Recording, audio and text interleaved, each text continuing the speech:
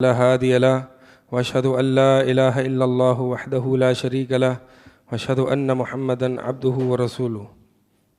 اما بعد فان خير الحديث كتاب الله وخير الهدي هدي محمد صلى الله عليه وسلم وشر الامور محدثاتها وكل محدثة بدعة وكل بدعة ضلالة وكل ضلالة في النار. اچھا، برزخی زندگی کے بارے میں ہم کچھ گفتگو چل رہی تھی، اور جو بھی احادیث برزخ کے حوالے سے، برزخ میں نے بتایا تھا کہ اس دنیا اور آخرت کے درمیان کا ایک حصہ ہے. 4 عالم ہیں، انسان ان چاروں عالم سے گزرتا ہے. ایک وہ عالم ہے جو اس نے اپنی ماں کی پیٹ میں گزارا ہے. کیا ہمیں یاد ہے کہ ہم نے کیا کیا ہے وہاں پہ؟ نہیں. وہ فی ظلمات ثلاث، وہ 3 ظلمات کے تحت جو ہے وہ انسان اس میں ہوتا ہے. وہ ایک الگ زندگی ہوتی ہے. پھر اس کے بعد اس سے زیادہ وسیع زندگی میں آتا ہے، اور وہ دنیا کی زندگی ہے، جس میں انسان کا تعلق اس کی جسم سے، یعنی اس کی روح کا تعلق اس کی جسم سے ہوتا ہے. اس کے انسانی جسم میں اس کی روح ڈالی جاتی ہے، اور اس دنیا میں انسان ایک انسان ہے جس کے اندر روح ہے. اور یہ جو ہے، یہ زندگی جو ہے، یہ ماں کے پیٹ کی زندگی سے زیادہ وسیع ہے. اس سے زیادہ وسیع زندگی جو ہے وہ تیسرا عالم ہے، جو کہ عالم برزخ ہے. یہ مت سمجھے کہ وہ دنیا سے کوئی تنگ زندگی ہے. اگر جو مومن ہے اس کے لیے بہت ہی اچھی زندگی ہے عالم برزخ. جیسے کہ اس دنیا کی زندگی میں اصل انسان کا جسم ہے اور روح اس کے تابع ہے. ٹھیک ہے، اصل انسان کا جسم ہے اور روح اس کے تابع ہے. عالم برزخ میں اصل انسان کی روح ہے اور جسم اس کے تابع ہے. یہ جسم کا اس کے تابع ہونا یہ کیا مطلب ہے؟ انشاءاللہ آگے ہم حدیثیں کچھ پڑھیں گے تو میں بتاؤں گا. اور روح جو یعنی یہ جو تینوں عالم ہیں، یہ تینوں عالم کے احکامات الگ ہیں، ان کے شعور اور احساسات الگ ہیں.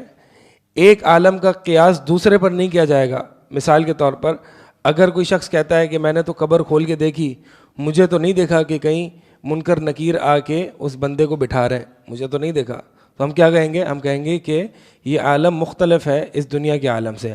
وہاں کا بیٹھنا کیسے ہوتا ہے؟ اللہ عالم. وہاں کا بولنا کیسے ہوتا ہے؟ اللہ عالم. لیکن اللہ تعالیٰ اپنے کچھ لوگوں پر عذاب قبر سنوا بھی دیتا ہے، دکھا بھی دیتا ہے. یہ ایکسیپشنز ہوتی ہیں. اور یہی ابن رجب حنبلی رحمہ اللہ اور ابن القیم رحمہ اللہ کی ایک بڑی کتاب ہے برزخ کے حوالے سے. کوئی جانتا ہے کون سی ہے؟ ابن القیم کی بہت ہی میگنیفیسنٹ کتاب، بہترین کتاب ہے عالم برزخ کے حوالے سے، کتاب الروح. کتاب الروح. اب مجھے نہیں پتا اس کا ترجمہ ہے یا نہیں ہے، لیکن بڑی بہترین کتاب ہے. اس میں ابن القیم رحمہ اللہ نے تمام مسائل جو کہ برزخ سے متعلق ہیں، آیا کہ مردہ سنتا ہے نہیں سنتا، عذاب روح ہوتا ہے جسم کو ہوتا ہے، مرنے کے بعد روح کہاں ہوتی ہے جسم کہاں ہوتا ہے، یہ سارے مسائل جو ہیں. اور اسی طرح عذاب قبر کے متعلق، عذاب قبر کے اسباب کیا ہیں، عذاب قبر سے بچنے کے طریقے کیا ہیں، یہ ساری چیزیں ابن القیم رحمہ اللہ نے کتاب الروح میں ذکر کی ہیں. بڑی بہترین کتاب ہے. تو بتائیے رہا تھا کہ یہ عالم برزخ جو ہے اس کو عالم دنیا پر قیاس نہیں کیا جا سکتا. یعنی اگر کسی کو آواز نہیں آتی عذاب قبر کی تو نہیں آئے گی، کیونکہ وہ دنیا کی زندگی ہے. دنیا کی زندگی کا سننا اور ہوتا ہے اور عالم برزخ کا سننا اور ہوتا ہے. اچھا، ایک بہت اہم مسئلہ ہے اور وہ عقیدے کے تعلق سے ہے، جو کہ میں پہلے ذکر کرنا چاہوں گا آج کے سیشن میں، اور وہ سماع الموتیٰ. کیا مردے سنتے ہیں یا نہیں سنتے؟ کیا قبر میں مردے سنتے ہیں نہیں سنتے؟ اچھا، اس کو یہ مسئلہ مختلف فی رہا ہے. ٹھیک ہے، اس کو میں سمجھانا چاہوں گا آسان زبان میں، اور اس کے جو افیکٹس ہیں نا وہ سمجھانا چاہوں گا. اصل میں بہت سے لوگوں نے مردے سنتے ہیں تو مردے سنتے ہیں تو ان سے مدد مانگ سکتے ہیں، مدد مانگ سکتے ہیں تو جواب بھی دے سکتے ہیں، لہٰذا مردوں سے مدد مانگنا اور شرک کا دروازہ کھول دیتے ہیں. بعض علماء کہتے ہیں نہیں مردے سن ہی نہیں سکتے، بعض علماء کہتے ہیں نہیں مردے سن سکتے ہیں. اب مسئلہ کیا ہے؟ پہلے تو اس اختلاف کو سمجھیں. ٹھیک ہے، مثال کے طور پر آپ کے پاس بہت سے حضرات آئیں گے اور کہیں گے جی آپ کہتے ہیں مردے نہیں سنتے، یہ لو آپ کے امام ابن تیمیہ رحمہ اللہ، یہ آپ کے امام ابن القیم رحمہ اللہ، یہ کہتے ہیں جی مردے تو سنتے ہیں، آپ کہتے ہیں مردے نہیں سنتے۔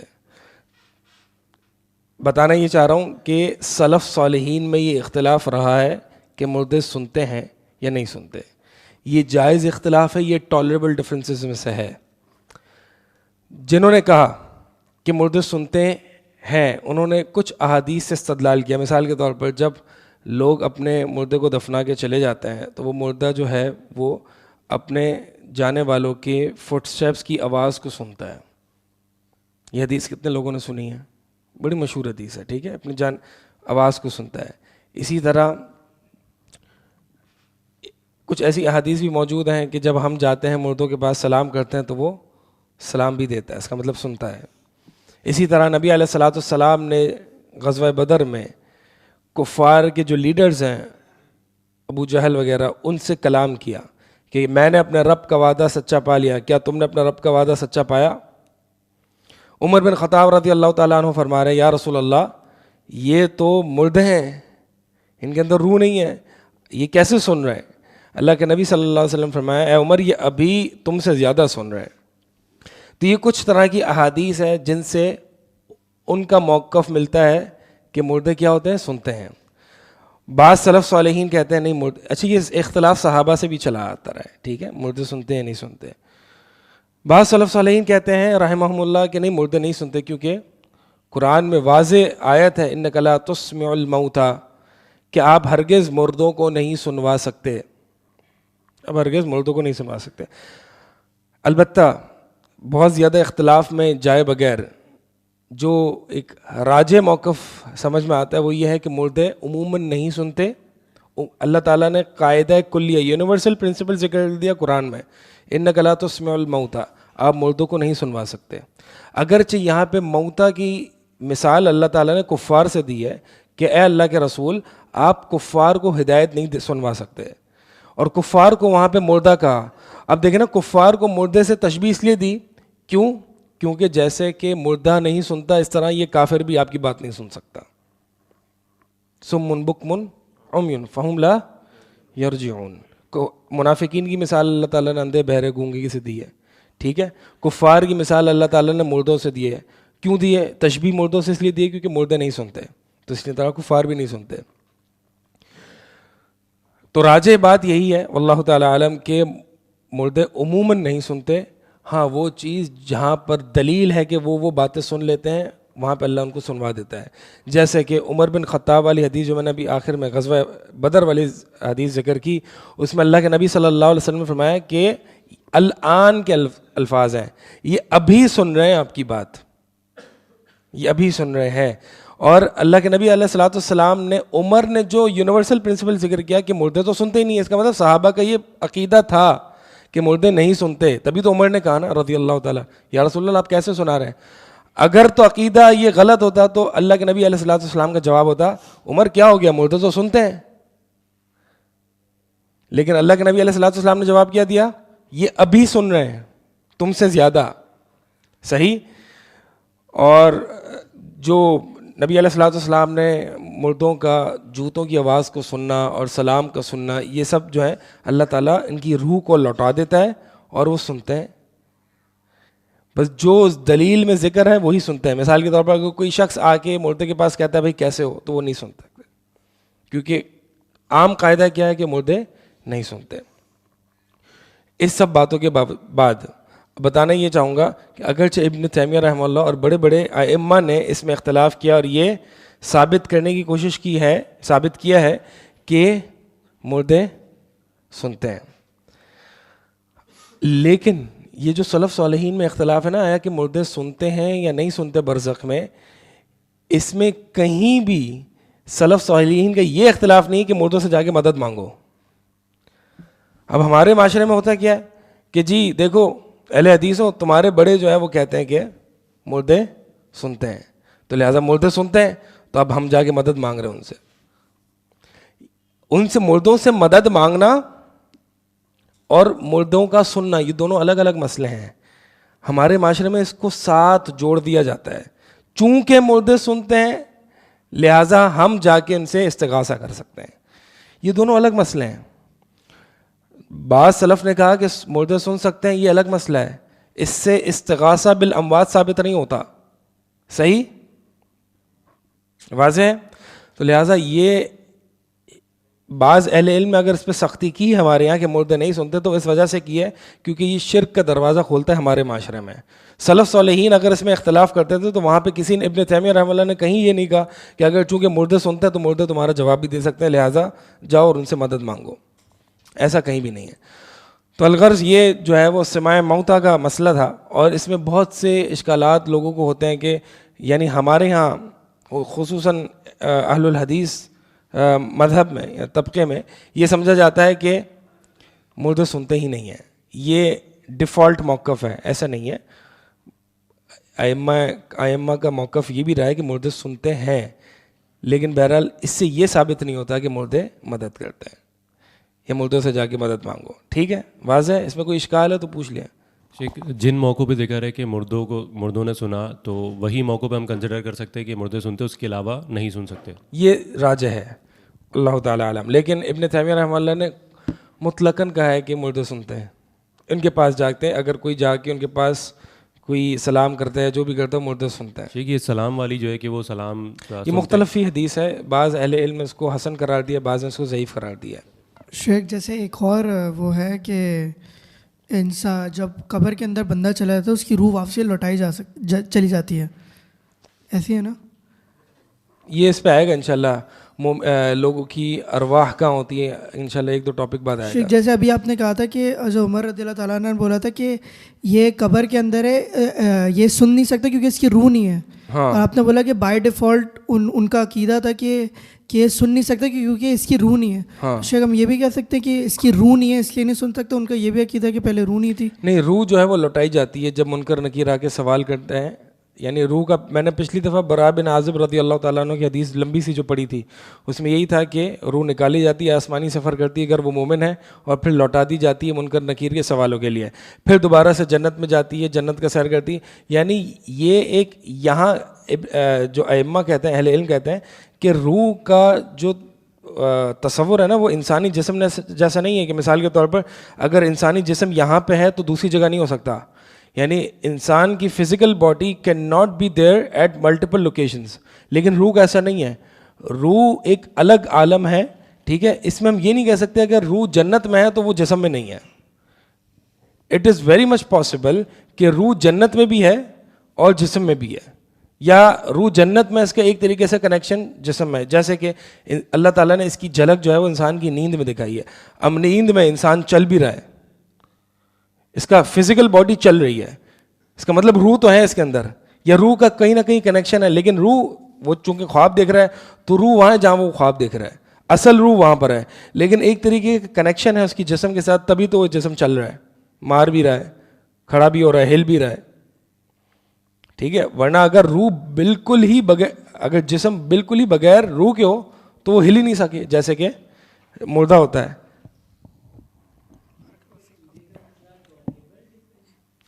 اچھا جی، یہ سوال کریں ذرا، یہ ان کو مائک دیں. یہ انہوں نے جو سوال کیا ہے نا یہ بہت اہم سوال ہے. آپ نے عقیدے کا مسئلہ ٹالریبل. ہاں، اب سوال یہ ہے کہ کیا یہ تو عقیدے کا آپ نے اختلاف بتایا، اب یہ جو عقائد کا اختلاف ہے یہ کیا ٹالریبل ڈفرینسز ہوتے ہیں؟ چلیں ایک اور عقیدے کا اختلاف سن لیں اسی برزخی زندگی کے حوالے سے، پھر انشاءاللہ آپ کی بات کا جواب دیتے ہیں. اللہ کے نبی علیہ الصلوۃ والسلام کی حدیث ہے، یعنی عمر بن خطاب رضی اللہ تعالیٰ عنہ کو جب شہید کیا گیا، جب ان پر وار کیا گیا تو وہ بلیڈ کر رہے تھے اور اپنی آخری سانسیں لے رہے تھے. اور صہیب رضی اللہ تعالیٰ عنہ آ کے جو ہے وہ ایک کلام کہتے ہیں، اے عمر اور یہ ہمارے سید کیا ہو گیا. یعنی ایک تھوڑا سا ایک مورننگ ٹائپ جو ہے وہ، یعنی نوحہ ٹائپ نہیں بلکہ ایک مرثیہ جس کو کہتے ہیں. ٹھیک ہے، جیسے عموماً غم کا اظہار کرنا، جیسے کہ نبی علیہ الصلوۃ والسلام نے اپنے بیٹے ابراہیم رضی اللہ تعالیٰ عنہ کے لیے کیا تھا کہ اے ابراہیم تیرے جدائیگی سے غم زدہ ہیں، لیکن ہم وہ نہیں کہیں گے جو ہمارے رب کو ناراض کرے. تو اس طرح کے کلام کہنا یہ انشاءاللہ اس میں کوئی مسئلہ نہیں ہے. تو صہیب عمر بن خطاب کے پاس آ کے اس طرح کی باتیں کرنے لگے. عمر بن خطاب کہتے ہیں اے صہیب تم یہ کیا کر رہے ہو، رو رہے ہو؟ اللہ کے نبی علیہ الصلوۃ والسلام نے فرمایا کہ ان المیت یعذب ببعض بکائی اہلہ علیہ، کہ میت کو عذاب دیا جاتا ہے اس کے اہل و عیال کے رونے کی وجہ سے، اس کے اہل و عیال کے بعض رونے کی وجہ سے. یعنی بعض رونا ایسا ہے جس کی وجہ سے ان کو عذاب نہیں ہوتا، لیکن بعض رونا ایسا ہے جن کو ان کی وجہ سے عذاب ہوتا ہے. عائشہ رضی اللہ تعالیٰ عنہ ام المؤمنین عمر بن خطاب کی اس بات کو سنتی اور کہتی ہیں کہ اللہ تعالیٰ عمر بن خطاب پر رحم فرمائے، ایسا نہیں ہو سکتا، کیونکہ قرآن میں اللہ تعالیٰ نے ذکر فرمایا کہ لا تزر وازرۃ وزر اخری، کہ کوئی نفس جو ہے وہ کسی دوسرے کا بوجھ نہیں اٹھائے گی. اب رو کوئی اور رہا ہے، عذاب اس کو کیوں ملے گا؟ اب یہاں پہ دو بڑے صحابہ کے درمیان اختلاف ہو گیا، اور کس معاملے میں؟ عقیدے کے معاملے میں. یعنی عبداللہ بن عمر رضی اللہ تعالیٰ عنہما اور عمر بن خطاب اور دیگر صحابہ اور سلف، اور یہ مسئلہ ابھی تک اختلافی ہے کہ میت کو رونے کی وجہ سے عذاب دیا جاتا ہے یا نہیں. مسئلہ یہ ہے، عمر بن خطاب اور دیگر صحابہ کا موقف یہ تھا کہ عذاب ہوتا ہے، کیونکہ حدیث واضح بخاری کی حدیث ہے. عائشہ رضی اللہ تعالیٰ عنہ کا عقیدہ یہ تھا کہ نہیں، ایسا نہیں ہے. امام بخاری نے، اب دیکھیں قرآن کی آیت یہ ہے کہ کسی دوسرے کو اس کا بوجھ نہیں ڈالا جائے گا، یعنی جو انسان جس کو سزا ملے گی اس کے اپنے اعمال کی وجہ سے ہی ملے گی. اب صحیح بخاری میں امام بخاری نے ان دونوں طرح کی، یعنی آیت اور حدیث، اس کو ریکنسائل کیسے کیا ہے؟ امام بخاری نے اپنی صحیح بخاری میں باب باندھ کے یہ ریکنسائل کیا ہے کہ اگر تو میت کا، یعنی جو مردہ ہے، جو مر چکا ہے، وہ وصیت کر کے گیا ہے کہ میرے میت پر نوحہ کرنا یا رونا دھونا، اور اس کی سنت، اس کا طریقہ بھی یہ رہا ہے، تو پھر اس کو عذاب ملے گا. لیکن اگر وہ اس کو منع کر کے گیا اپنے اہل و عیال کو کہ مجھ پر نہیں رونا، تو پھر اس کو عذاب نہیں ملے گا. تو امام بخاری نے دونوں موقف میں ایک ترجیح، ایک ریکنسیلیشن پیدا کی. لیکن زیادہ بہتر جو تطبیق ہے وہ ابن تیمیہ رحمہ اللہ نے دی، اور وہ کہا کہ یہاں پہ جو نبی علیہ الصلوۃ والسلام نے فرمایا کہ میت کو عذاب ہوتا ہے ان کے اہل کے رونے کی وجہ سے، تو یہاں پہ عذاب بمعنی پنشمنٹ نہیں ہے. یعنی ایک ہوتی ہے عذاب، ایک ہوتا ہے پنشمنٹ. عذاب از ناٹ نیسسریلی پنشمنٹ. اب ابن تیمیہ رحمہ اللہ کے موقف سمجھیں، یہ یعنی جہاں پہ تھوڑی سی کنفیوژن ہوتی ہے نا، اللہ تعالیٰ ابن تیمیہ پر رحم فرمائے، یعنی ان کا واقعی کہیں کہیں موقفات بڑے سیٹسفائنگ ہوتے ہیں. تو ابن تیمیہ فرماتے ہیں ایک ہوتی ہے پنشمنٹ جس کو عقاب کہا جاتا ہے، ایک ہوتی ہے عذاب جو کہ تکلیف ہوتی ہے. جیسے کہ اللہ کے نبی علیہ الصلوۃ والسلام نے فرمایا کہ سفر جو ہے، یعنی ٹریولنگ، یہ بھی ایک عذاب کا حصہ ہے. اب ہمیں پتہ ہے کہ ٹریولنگ پنشمنٹ نہیں ہے، ٹریولنگ ایک طریقے سے تکلیف ہے، انسان کو تکلیف اٹھانی پڑتی ہیں. ٹھیک ہے، تو عذاب الگ چیز ہے، پنشمنٹ الگ چیز ہے. تو اللہ کے نبی علیہ الصلوۃ والسلام نے فرمایا کہ جب اہل و عیال روتے ہیں تو مردے کو تکلیف ہوتی ہے، عذاب نہیں. یہاں پہ عذاب بمعنی پنشمنٹ نہیں ہے. سمجھ آ رہی ہے بات؟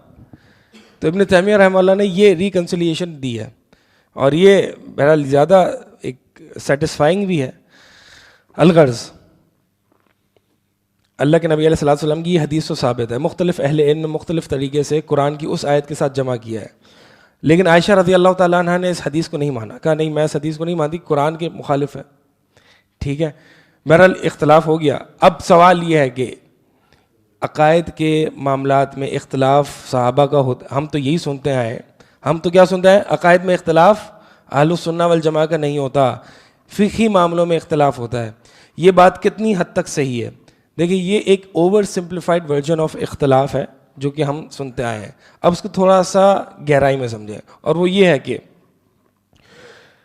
عقائد میں کچھ ایسی باتیں ہوتی ہیں جو کہ فنڈامنٹلز ہیں اور اصولی ہیں، اصولی. اور عقائد میں کچھ ایسے بھی بحثیں ہیں جو کہ فروعی ہیں، یعنی اصول نہیں ہیں بلکہ برانچز ہیں، فروع ہیں. اسی طرح فقہی معاملات میں کچھ ایسے مسائل ہیں جو کہ اصولی ہیں، یعنی فنڈامنٹلز ہیں، اور فقہی معاملات میں ایسے بھی مسائل ہیں جو کہ فروعی ہیں. مثال کے طور پر مردے سے مدد طلب کرنا، مردے کو پکارنا، غیر اللہ کے نام پر نظر و نیاز کرنا، یہ وہ عقائد کے معاملات ہیں جو کہ اصولی ہیں، فنڈامنٹلز ہیں. اس میں آپ کو اہل السنہ والجماعہ میں نبی علیہ الصلوۃ والسلام سے لے کر ابو بکر صدیق رضی اللہ تعالی عنہ سے لے کر آج تک کے علماء میں کہیں اختلاف نہیں ملے گا. فروعی عقائد کے مسائل، یعنی ایسے عقیدہ جو کہ جن کا تعلق فروعی مسائل سے ہو. مثال کے طور پر جیسے کہ یہ مسئلہ، اسی طرح اس سے پہلے کون سا مسئلہ ذکر کیا؟ مردے کا سننا. اسی طرح یہ بھی مسئلہ ذکر کیا جاتا ہے کہ اللہ تعالیٰ نے پہلے قلم کو پیدا کیا یا عرش کو. یہ بھی عقیدت شرع عقیدت تحاویہ وغیرہ میں یہ بحثیں ہیں.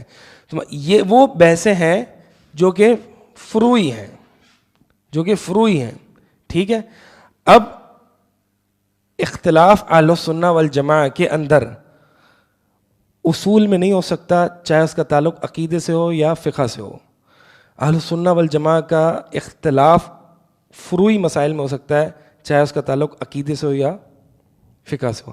فقہ میں اصولی مسائل کیا ہوتا ہے؟ مثال کے طور پر نماز فجر میں 3 رکعت پڑھنا فرض ہے. ابھی فقہ ہے نا, بڑا فقہ ہے کہ نماز فجر میں 3 رکعت پڑھنا. کوئی کہتا ہے بھائی یہ تو فقہی اختلاف, میں نے عقیدے میں تھوڑی اختلاف کیا ہے. لیکن آپ اس کو کیا کہو گے؟ گمراہ. اصولی مسائل میں جو اختلاف کرتا ہے وہ گمراہ ہو جاتا ہے, اس کو اہل سنہ سے خارج کیا جاتا ہے. اسی لیے عقیدے کی بہت سی کتابوں میں موضوع پر مسح کرنے کا بھی باب باندھا جاتا ہے. اب موضوع پر مسح کرنا یہ تو فقہی معاملہ ہے کہ نہیں؟ موضوع پر مسح کرنا یہ فقہی معاملہ ہے.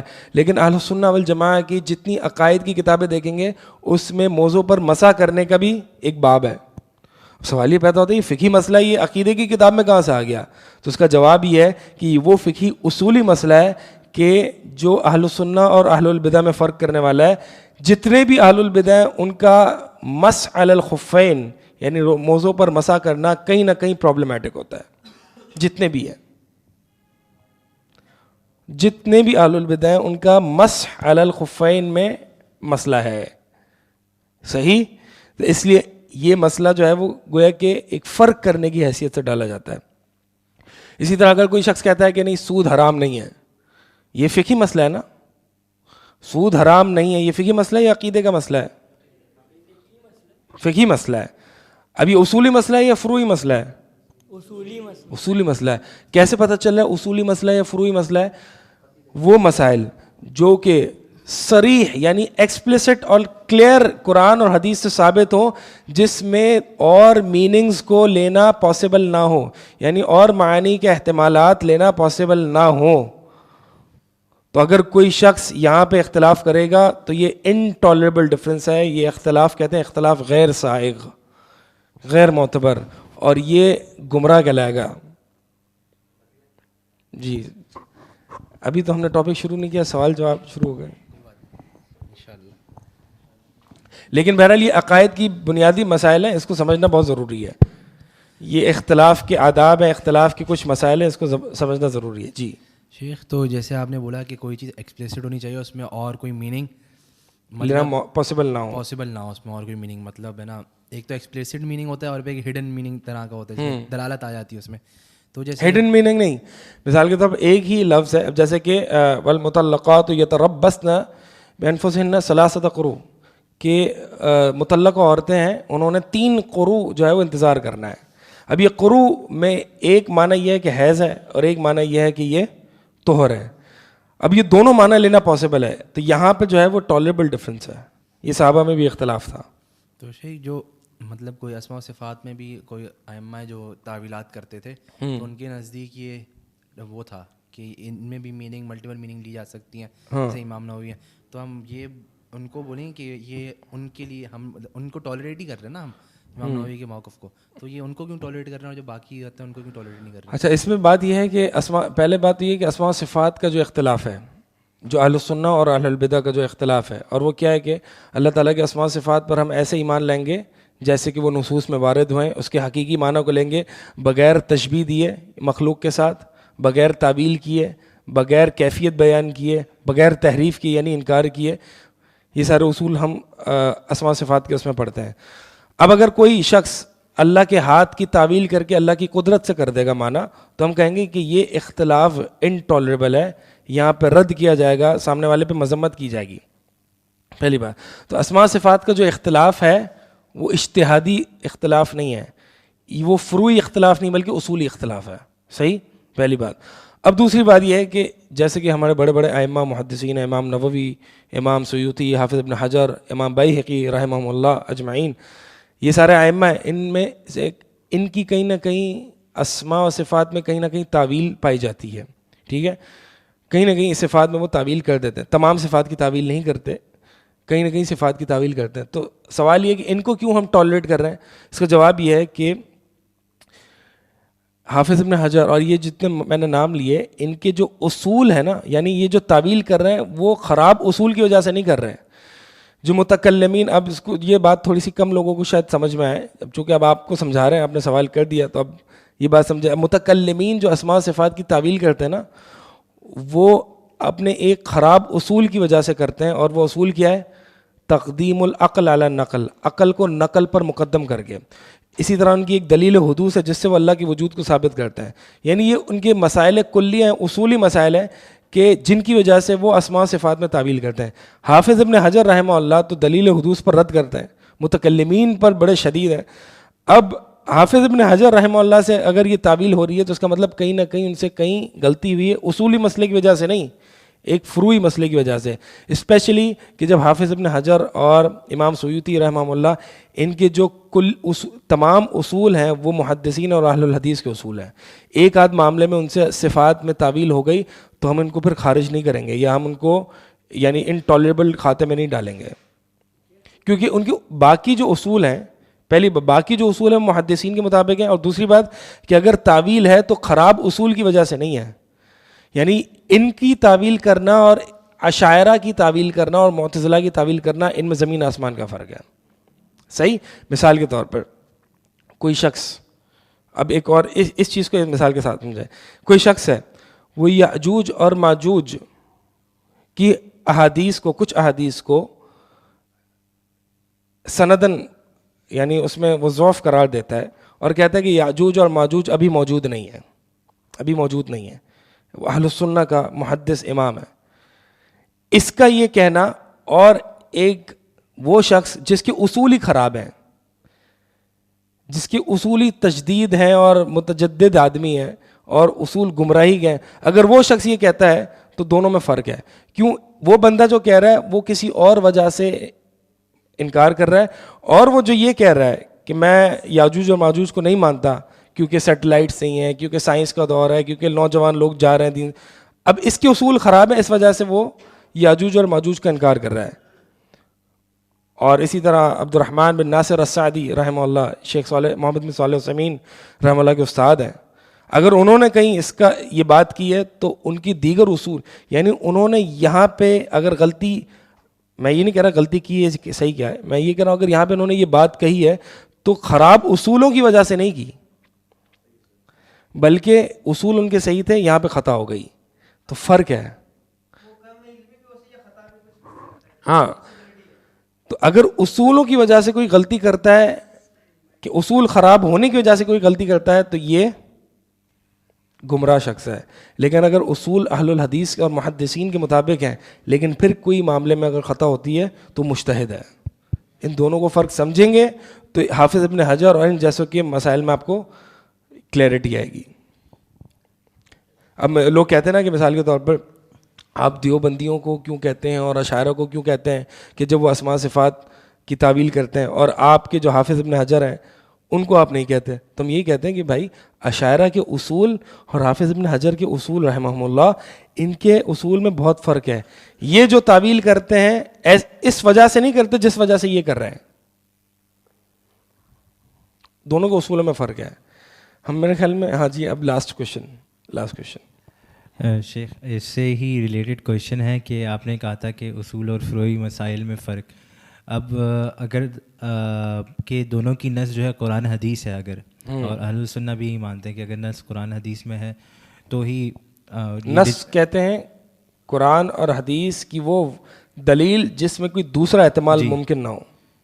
ہاں, نص ہے, یعنی کوئی کہتا ہے نا اس مسئلے پر نص موجود ہے, مطلب ایسی قرآن اور حدیث کی دلیل کہ جس میں دوسرا معنی لینا ممکن نہ ہو, تو اس میں دوسری رائے نہیں لی جا سکتی. ہاں, تو اس میں اگر کوئی یہ کہے کہ رائے کا فرق اس بنیاد پہ ہو سکتا ہے کہ آپ نے جیسے بتایا فروعی مسائل الگ ہوتے ہیں اور اصولی مسائل الگ ہوتے ہیں, تو رائے کا فرق اگر تو نص موجود ہے قرآن حدیث میں اور رائے کا فرق وہ فروعی مسائل میں, رائے, ہاں, اس میں رائے لا رہا ہے اپنی کہ یہ جیسے کہ آج کے حساب سے نہیں بیٹھ رہی, آج کے حساب سے بات نہیں بیٹھ رہی, وقت کے حساب سے نہیں ہے, یہ نبی کے زمانے کی بات تھی یا صحابہ کے دور کی بات تھی, تو آپ یہاں اپلائی نہیں کر سکتے.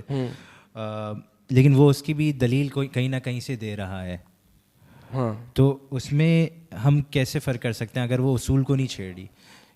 ہم جب کہتے ہیں کہ کوئی گمراہی کی طرف جب جائے گا جب اس کے اصول میں غلطی ہو. اگر فروعی مسائل میں غلطی ہو تو دیکھا جا سکتا ہے یا اوور لک کیا جا سکتا ہے. ہاں تو اگر فروعی مسائل میں کوئی ایسی غلطی ہے تو کیا اسے اوور لک کیا جا سکتا ہے؟ میں جو آپ کا سوال سمجھاؤں وہ آخر میں سمجھاؤں, اور وہ یہ کریکٹ کر لینا کہ اگر فروعی مسائل میں اختلاف ہے تو اس کو اوور لک کیا جا سکتا ہے. ہاں یہی ہے, لیکن اس میں ایڈیشن میں یہ کرنا چاہ رہا تھا کہ ڈیسائڈنگ فیکٹر کیا ہوتا ہے کہ کیا وصولی ہے اور کیا فروعی ہے. دیکھیے کیا وہی بتا رہا ہوں نا, نص قطعی ہو, قطعی طور پر موجود ہو. مثال کے طور پر ربا کی حرمت کی نص موجود ہے, قطعیت ہے. جی. اور اسی طرح جو ہے وہ نماز فجر کی 2 رکعت ہیں, یہ قطعی مطلب 100% سرٹن ہے, اس میں کوئی تعویل تو نہیں ہے. نہیں. ٹھیک ہے. اب یہ وہ نصوص ہیں کہ جس میں کوئی دوسرا معنی نہیں لیا جا سکتا. لیکن مثال کے طور پر رکوع کے بعد ہاتھ باندھنا ہے یا چھوڑنا ہے, وہاں پہ جو حدیث ہے نا کہ اللہ کے نبی علیہ السلام جو ہے وہ جب رکوع سے کھڑے ہوتے تو ہاتھ اپنی اصل جگہ پر آ جاتے. اب یہاں پہ 2 معنی لینا ممکن ہے, دونوں معنی. کیا اصل جگہ مطلب رکوع سے پہلے جو قیام میں تھے وہ اصل جگہ, یا اصل جگہ جو انسان کی اوریجنل پوزیشن ہے ہاتھوں کی یعنی چھوڑنا. اب دونوں معنی لیے جا سکتے ہیں, یہاں پہ پاسبل ہے. تو لہٰذا یہاں پہ اگر اختلاف ہوتا ہے تو یہ اصولی نہیں ہے, یہ فروعی ہے. تو شیخ یہ جو اسماء صفات کی بات کر رہے تھے, تو اسماء صفات میں ہمیشہ سے کلام رہا ہے اہل سنت؟ ہمیشہ سے نہیں رہا, ہمیشہ سے نہیں رہا, صحابہ کے دور میں نہیں رہا. نہیں, صحابہ کے بعد. ہاں صحابہ کے دور میں کلام نہیں رہا. اس کا مطلب یہ ہے کہ جو اپیرنٹلی نص موجود ہے وہی معنی ہے.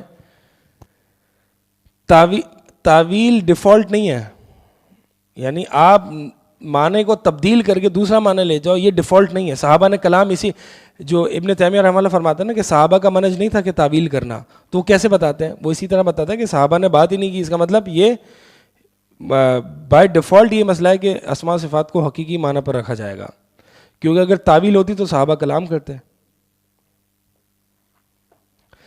چلیں اس میں ہم انشاءاللہ آگے بات کریں گے. اچھا جی, تو ایک تو یہ ہے کہ آتے ہیں واپس سے برزخی زندگی کی طرف. ٹھیک ہے, برزخی زندگی میں ہم نے بتایا کہ یہ سماع الموتیٰ والا ہے اور میت کو عذاب ہونا ہے.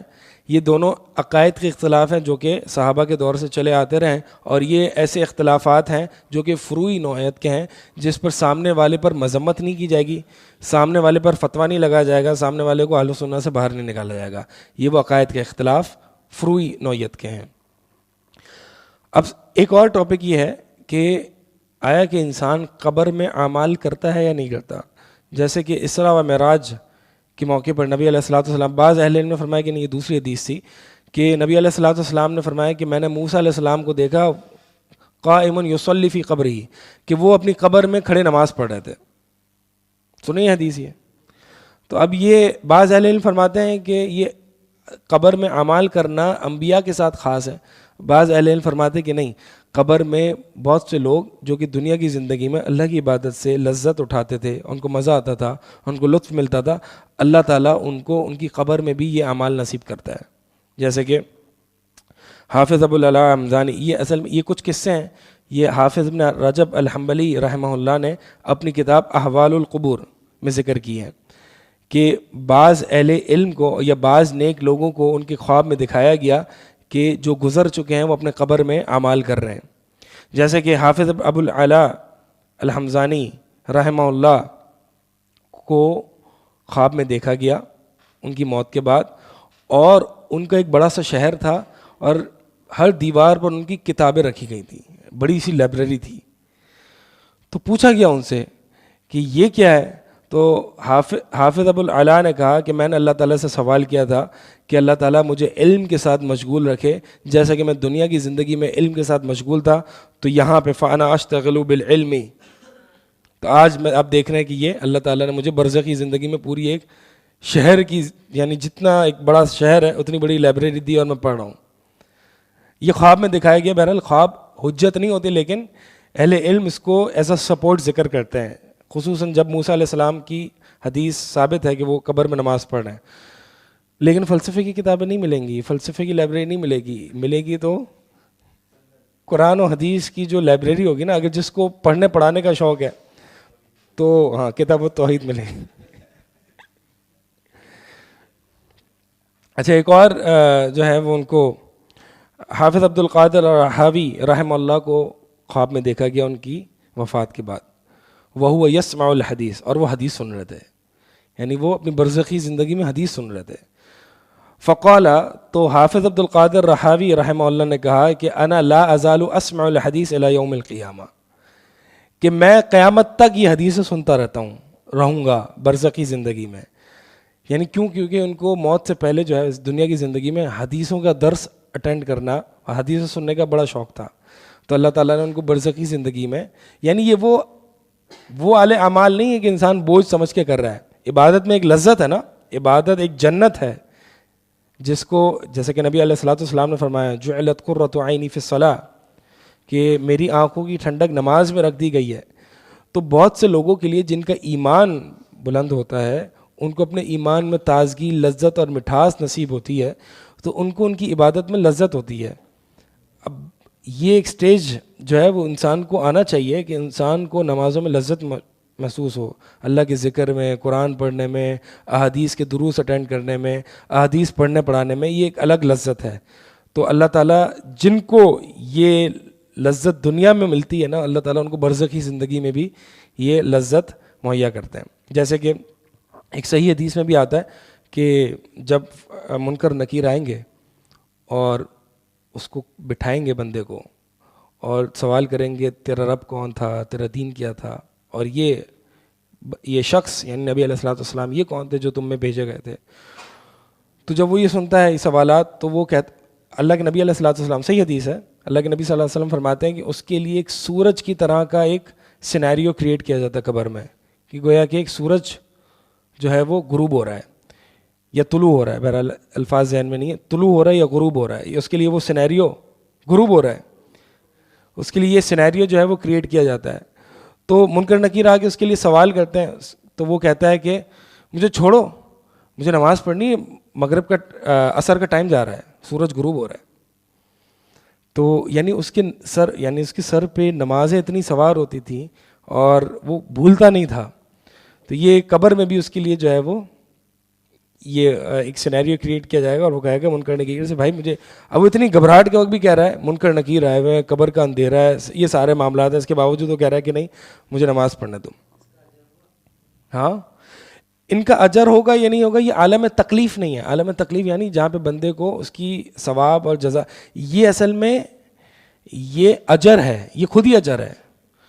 میں نے آپ کو بھی بتایا نا کہ عبادت کرنا ایک لذت ہے, ٹھیک ہے. ہم اس جیسے کہ اہل جنت انوالنٹریلی, بے اختیاری طور پر, جیسے کہ انسان سانس لیتا ہے ایسے انسان جنت میں ذکر کرے گا اللہ کا, سبحان اللہ الحمدللہ. اب بعض لوگ سوال کرتے ہیں جنت میں بھی ہمیں ذکر کرنا پڑے گا.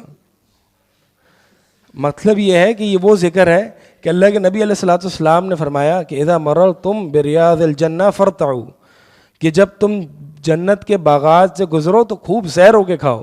صحابہ رضی اللہ تعالیٰ عنہم نے پوچھا یا رسول اللہ یہ جنت کے باغات کیا ہیں؟ کہا مجالس الذکر, وہ مجالس جہاں پہ اللہ اور اس کے قال اللہ وقال رسول, اللہ کا ذکر ہوتا ہو, یہ وہ مجالس ہیں. یہ مجالس ذکر ہیں, یہ جنت کی مجالس ہیں, ٹھیک ہے. تو اللہ کے نبی علیہ الصلوۃ والسلام نے اس عبادت کو کہیں حلاوت الایمان کہا, کہیں ریاض الجنہ کہا, اور بھی دیگر الفاظ آئے. تو اس کا مطلب یہ عبادت جو ہے وہ ایک مومن کے لیے ایک سورس آف کمفرٹ, ایک اطمینان قلب ہے. الا بذکر اللہ تطمئن القلوب. تو اس کو بوجھ سمجھ کے نہ کیا کریں, اس کو طریقے سے کریں, سوچ سمجھ کے کریں, غور و فکر کے ساتھ کریں. تو واللہ اس سے بڑی کوئی جنت نہیں ہے, اس اللہ کی عبادت سے بڑی کوئی جنت نہیں ہے. بعض سلف جو ہے بڑی شدت سے انتظار کیا کرتے تھے کہ کب رات آئے گی, میں اللہ کے سامنے کھڑا ہوں گا اور قرآن پڑھوں گا, تدبر کروں گا اور اللہ تعالیٰ سے آہوزاری اور باتیں کروں گا. This conversation with Allah, make it your habit.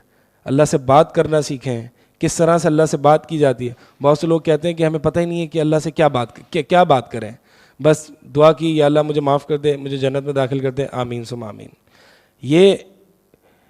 یہ بندہ جو ہے وہ اگرچہ کلی طور پر خیر سے محروم نہیں ہے, لیکن اللہ سے مناجات کی لذت سے محروم ہے، اللہ کی مناجات سے لذت سے محروم ہے.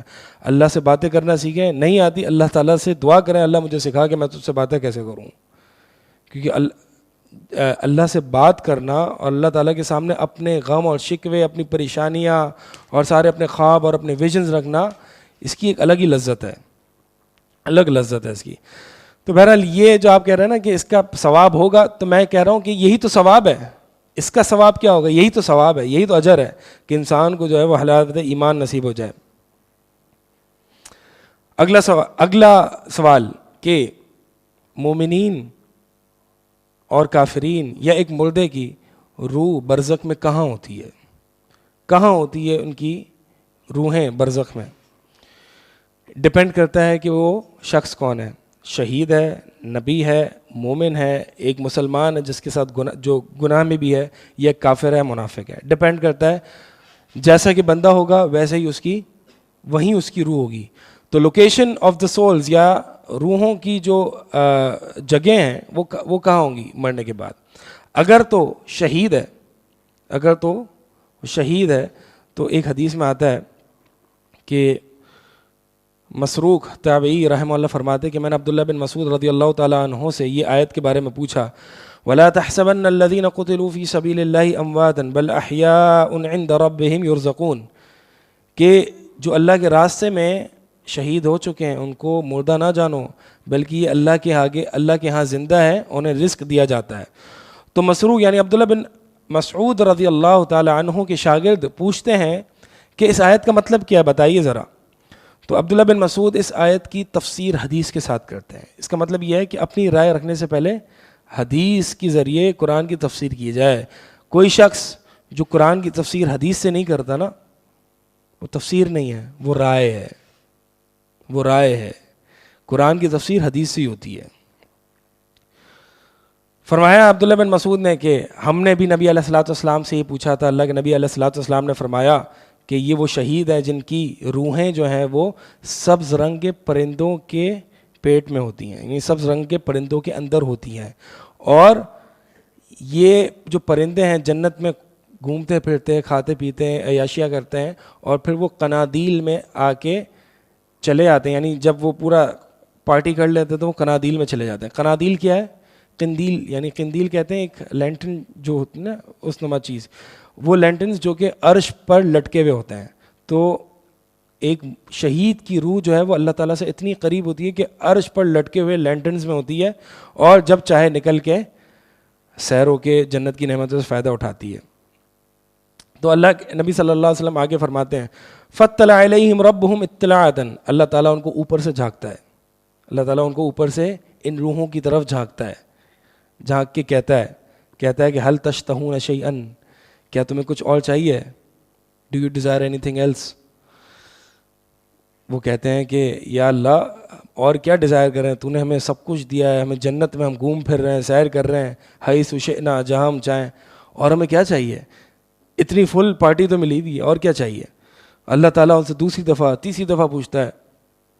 تو جب وہ یہ سمجھتے ہیں کہ نہیں اب تو جواب دینا ہی ہے، یعنی ہمارے پاس کوئی خواہش ہی نہیں ہے جو ہم ڈیمانڈ کریں، تو وہ کیا خواہش کرتے ہیں؟ اے اللہ ہمیں دوبارہ سے بھیج دے، ہم تیری راہ میں دوبارہ شہید ہونا چاہتے ہیں، ہم دوبارہ سے تیری راہ میں شہید ہونا چاہتے ہیں. تو بہرحال جب اللہ تعالیٰ یہ دیکھتا ہے کہ ان کے پاس اور کوئی خواہش ہی نہیں بچی، تو ان کو جو ہے وہ اسی حال پہ چھوڑ دیتا ہے. یعنی ان کے پاس اور کوئی خواہش ہی نہیں بچتی. ایک شہید کی روح، یہ برزخی زندگی کی بات ہو رہی ہے، یہ جنت میں نہیں. انسان مرتا ہے اس کی جنت شروع ہو جاتی ہے ایک شہید کی، ٹھیک ہے. تو یہ تو جنت کی روح ہے، ایک شہید کی روح ہے.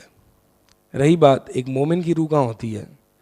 مومن کی روح کے بارے میں جو حدیث آتی ہے، یہ حدیث مسند احمد میں موجود ہے. اللہ کے نبی علیہ الصلوۃ والسلام فرماتے ہیں انما نسمۃ المسلم طیر یعلق فی شجر الجنہ، ایک مسلم کی، ایک مسلمان کی روح جو ہوتی ہے وہ پرندے میں ہوتی ہے، اور وہ جو ہے وہ جنت کے درختوں سے کھا رہی ہوتی ہے.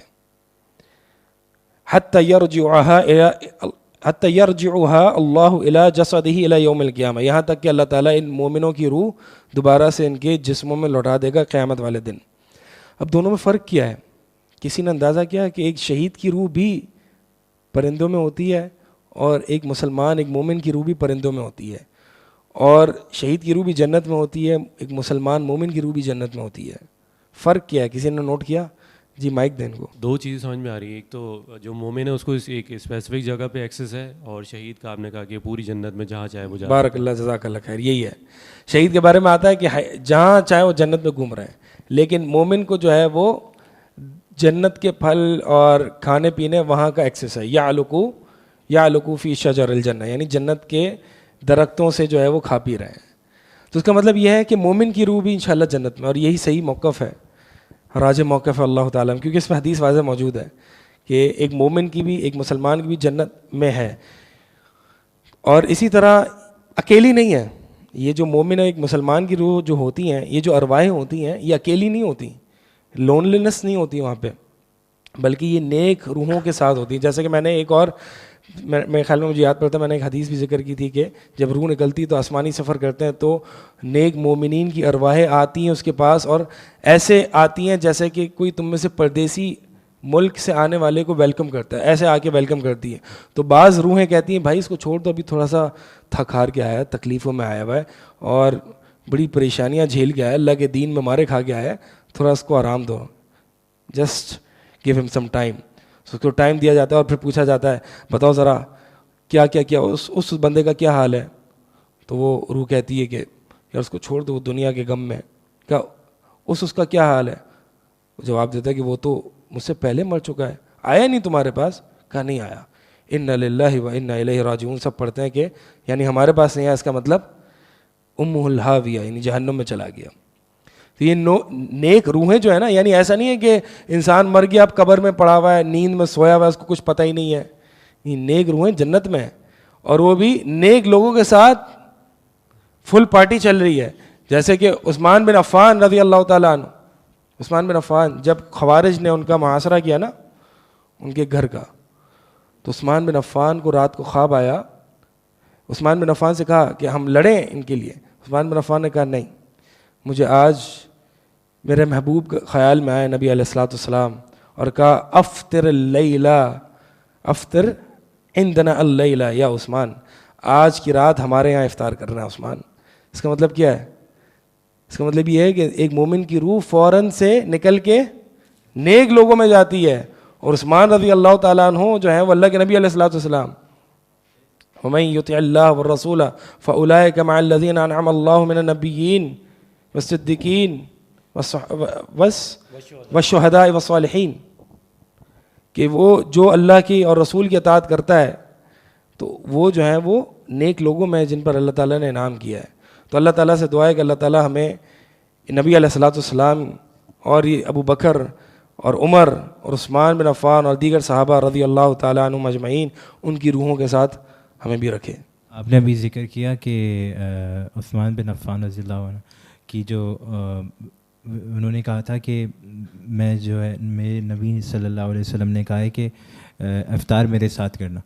تو کیا اس کا مطلب یہ ہے کہ کیونکہ اب نبی پاک صلی اللہ علیہ وسلم کے ساتھ اگر افطار کر رہے ہیں تو وہ جو شجر والی حدیث تھی اس پہ نہیں بیٹھ رہی, لیکن یہ اس پہ زیادہ فٹ ہو رہی ہے کہ روح جو ہے ہر جگہ ہوگی.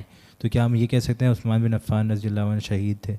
ہاں, عثمان بن عفان تو شہید تھے, ایک اور حدیث میں بھی آتا ہے شہید ہیں عثمان بن عفان رضی اللہ تعالیٰ شہید, ہمارا ان کو شہید کیا گیا نا, یہ تو اس میں کوئی دو رائے نہیں ہے. لیکن بہرحال ہم بھی یہ امید رکھ سکتے ہیں ہم اللہ کے, یعنی ایک بندہ جو کہ ابن القیم رحمہ اللہ اپنی کتاب الروح میں فرماتے ہیں کہ ایک بندہ جس کے ساتھ اٹھنا بیٹھنا پسند کرتا ہے, جس کا ذکر زیادہ کرتا ہے دنیا میں, جس کے ساتھ اس کو بیٹھنے میں مزہ آتا ہے, وہ تینوں طرح کی زندگی میں, دنیا کی زندگی میں, عالم برزخ میں اور آخرت میں انہی کے ساتھ ہوتا ہے. یہی معنی اس آیت کا فَأُولَٰئِكَ مَعَ الَّذِينَ أَنْعَمَ اللَّهُ مِنَ النَّبِيِّينَ, کہ وہ لوگ ہیں جن پر اللہ تعالیٰ نے انعام کیا, یہ لوگ ان کے ساتھ ہوں گے جنہیں جو اللہ تعالیٰ نے جن پر انعام کیا, انبیاء میں سے, صدیقین میں سے, شہداء میں سے, صالحین میں سے. تو اگر ایک انسان اپنی کمپینین شپ دیکھے, ایک انسان چاہتا تو ہے کہ میں نبی کے ساتھ ہوں صلی اللہ علیہ وسلم, عالم برزخ میں بھی اور جنت میں بھی, لیکن اس کی یہاں پہ کمپینین شپ برے لوگوں کے ساتھ ہے, دوست اس کے اچھے نہیں ہیں. اس کا مطلب یہ اس کی پریفرنسز ہی اچھی نہیں ہیں.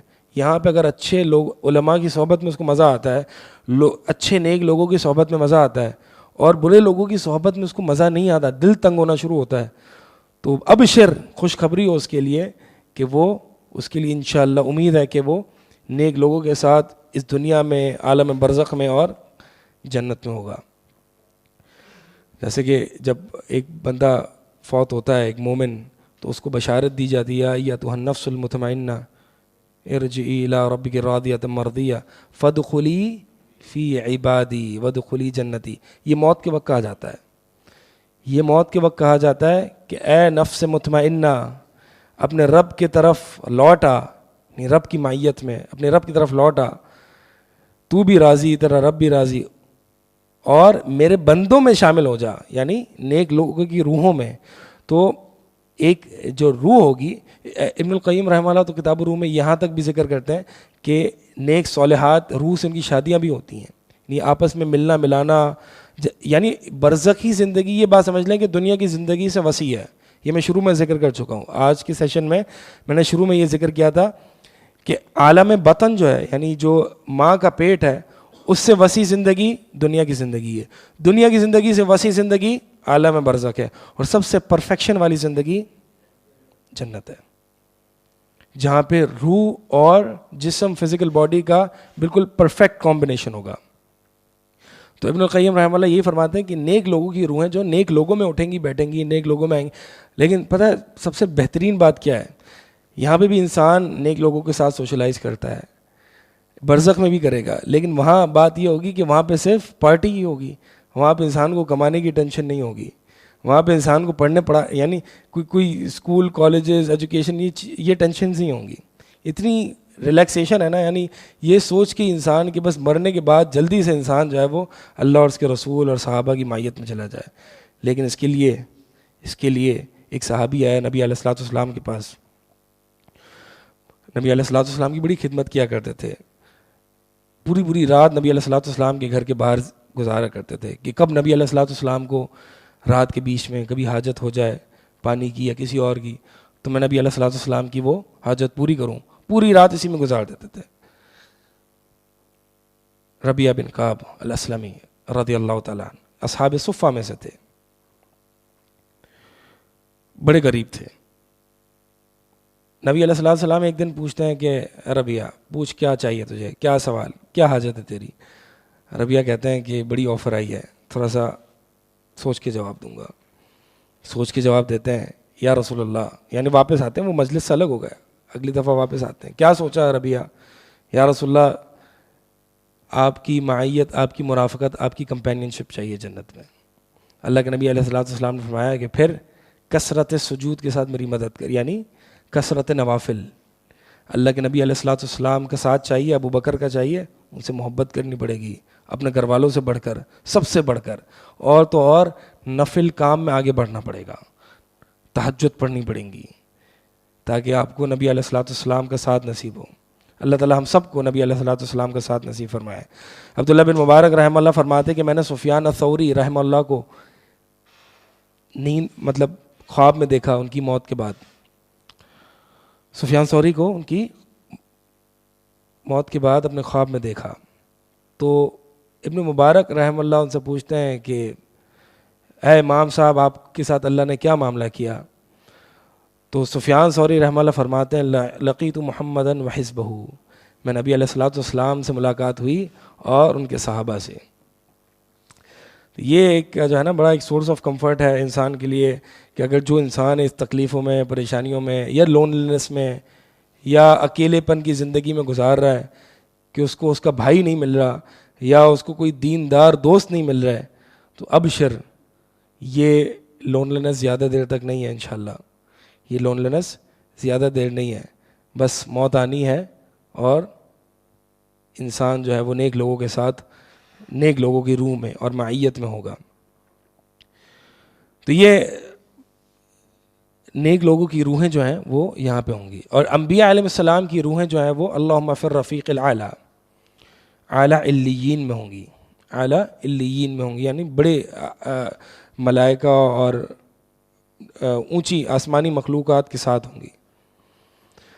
البتہ یہ کچھ باتیں تھیں کہ جس میں جو ہے وہ انسان اللہ تعالیٰ سے دعا بھی کرے, اور ایک انسان کو جو موت سے اتنا گھبراتا ہے نا, ایک مومن نہیں گھبراتا موت سے, موت کی تکلیف کی کو البتہ ناپسند کرتا ہے، سکرات الموت کو ناپسند کرتا ہے، لیکن وہ ایک کروا گھونٹ ہے جو اس کو انسان کو پینا ہے۔ یہ باتیں سن کے انسان کو موت سے اور شہادت سے خاص طور پر نہیں گھبرانا چاہیے۔ شہادت سے آپ دیکھیں نا، شہید کے پاس ساری خواہشیں ختم ہو جائے گی، ایک خواہش کرے گا، اور وہ کیا خواہش کرے گا؟ دوبارہ سے مجھے شہید کیا جائے۔ تو انسان اگر آپ اور ہم میں سے کوئی اگر ابھی تک اللہ کے راستے میں شہادت سے گھبراتا ہے یا موت سے گھبراتا ہے تو اس کو نہیں گھبرانا چاہیے۔ شرط یہ ہے کہ اعمال اچھے ہوں، اگر اعمال اچھے نہیں تو موت سے گھبرانا چاہیے۔ اعمال اچھے کرے اور اللہ تعالیٰ کو منائے اور توبہ کرے۔ یہ جو آخرت کا معاملہ ہے نا، اس میں بڑا سنگین ہے۔ عثمان بن مظعون رضی اللہ تعالیٰ عنہ غالباً 13ویں یا 14 مہاجر صحابی تھے، یعنی اس سے پہلے کچھ 12 صحابہ ایمان لے آئے تھے مہاجر میں سے۔ عثمان بن مظعون رضی اللہ تعالیٰ عنہ بڑے زاہد، متقی، پرہیزگار، تہجد گزار، روزے دار صحابی تھے، بڑے متقی، اور غالباً مہاجرین میں سے پہلی وفات ان کی ہوئی ہے۔ اللہ کے نبی علیہ الصلوۃ والسلام ان پر داخل ہوئے، ان کے ماتھے کا بوسہ لیا اور کہا کہ اللہ تعالیٰ کی تجھ پر رحمت ہو۔ ام الاعلیٰ رضی اللہ تعالیٰ عنہا کہتی ہیں کہ میری گواہی عثمان بن مظعون کے بارے میں یہ ہے کہ لقد اکرمک اللہ، کہ اللہ تعالیٰ نے اے عثمان تیری عزت کی، اور ایک اور روایت میں آتا ہے کہ اللہ تعالیٰ نے تجھے جنت دی، مبارک ہو جنت۔ اللہ کے نبی علیہ الصلوۃ والسلام ان الفاظ کو سنتے ہیں، ام الاعلیٰ کے ان الفاظ کو سنتے ہیں اور کہتے ہیں تجھے کیسے پتہ یہ جنت میں ہے؟ تجھے کیسے پتہ کہ اللہ تعالیٰ نے اس کا اکرام کیا ہے؟ ام الاعلیٰ رضی اللہ تعالیٰ عنہ فرماتی ہے یا رسول اللہ، اگر ان کا اکرام، ان کی عزت نہیں کی تو کس کی عزت کی ہے؟ اگر ان کو جنت نہیں ملے گی تو کن کو ملے گی؟ اللہ کے نبی علیہ الصلوۃ والسلام فرماتے ہیں یا ام الاعلیٰ، اے ام الاعلیٰ، انی لارجو لہ الخیر، میں بھی اس کے لیے خیر کی امید رکھتا ہوں۔ فواللہ، اللہ کی قسم، ما ادری وانا رسول اللہ ما یفعل بی، میں بھی نہیں جانتا اور میں اللہ کا رسول ہوں، میں بھی نہیں جانتا کہ میرے ساتھ کیا ہونا ہے مرنے کے بعد۔ آپ اس کی بات کر رہی ہو، یہ رسول اللہ ہے صلی اللہ علیہ وسلم، اللہ اکبر، وہی کہہ رہے مجھے بھی نہیں پتا میرے ساتھ کیا ہوگا۔ یہ وہ اللہ کے رسول ہیں صلی اللہ علیہ وسلم کہ شفاعت کبریٰ وہ کریں گے، جنت کا دروازہ وہ کھولیں گے، جنت کے دروازے پہ پہنچیں گے، دستخط دی جائے گی، آواز آئے گی، کون؟ جواب دیں گے نبی علیہ الصلوۃ والسلام، محمد صلی اللہ علیہ وسلم۔ کہے گا بکا عمر تو، جب سے جنت پیدا ہوئی ہے، جب سے مجھے یہاں کھڑا کیا ہے، حکم یہی تھا کہ جب سامنے سے محمد کی آواز ہے تو ہی جنت کا دروازہ کھلے گا۔ یہ وہ محمد ہے صلی اللہ علیہ وسلم جن کے ہاتھ میں لواء الحمد ہوگا، حمد کا جھنڈا ہوگا۔ یہ وہ محمد ہے صلی اللہ علیہ وسلم، سید ولد آدم، تمام انسانوں کے سردار، امام الانبیاء ہے، اللہ کے سب سے مقرب رسول اور نبی ہیں۔ یہ بھی یہی کہہ رہے ہیں کہ اللہ کی قسم میں بھی نہیں جانتا میرے ساتھ کیا ہوگا۔ بھئی ہمیں نہیں پتا کہ ہمارے ساتھ کیا ہوگا، یہ نبی علیہ الصلوۃ والسلام کہہ رہے ہیں اپنے بارے میں۔ تو ہمیں بڑا اس میں سوچنا چاہیے کہ ہم کہاں جا رہے ہیں، کیا کر رہے ہیں اور کیا ہونا ہے ہمارے ساتھ۔ ابن القیم رحمہ اللہ فرماتے ہیں اگر اپنے حال کو برزخ، یعنی برزخی زندگی تمہاری کیسی ہوگی، اگر یہ معلوم کرنا چاہتے ہو تو ذرا اپنے دل کا حال معلوم کرو کہ تمہارا حال اللہ کی معیت میں کیسا ہوتا ہے۔ یعنی جب تم اکیلے ہوتے ہو، نماز میں، تلاوت قرآن میں، اللہ کے ذکر میں اور دعاؤں میں، تمہارا حال کیسا ہوتا ہے؟ جلد بازی ہوتی ہے، دل تنگ ہو رہا ہوتا ہے، جلدی سے سلام ہو میں نکل پڑوں، قید ہوتا ہے گویا کہ دل، تو تمہارا برزخ میں روح بھی قید ہوگی۔ اگر تمہارا دل وہیں پہ لگتا ہے، نمازوں میں لگتا ہے، قول اللہ و قول رسول میں لگتا ہے، تو ابشر، بشارت ہو اور خوشخبری ہو کہ تمہاری برزخی زندگی بڑی وسیع ہے، تمہارا نیک لوگوں کی روحوں میں تمہارا دل لگے گا۔ اللہ تعالی ہم سب کو عمل کی توفیق عطا فرمائے، اللہ تعالی ہم سب کو یہ باتیں سمجھنے اور ان پر غور و فکر کرنے کی توفیق عطا فرمائے۔ بہرحال آخری بات جو ہے وہ رہ گئی ہے، اور ایک حدیث ہے، حدیث سن لیں، حدیث لمبی ہے، اور آپ لوگوں کا ناشتہ ہو گیا نا؟ آپ لوگوں کا ناشتہ تو ہو گیا ہے اور بھوک بھی نہیں لگی۔ چلیں اس کو سمرائز کرتے ہیں۔ عذاب، ہاں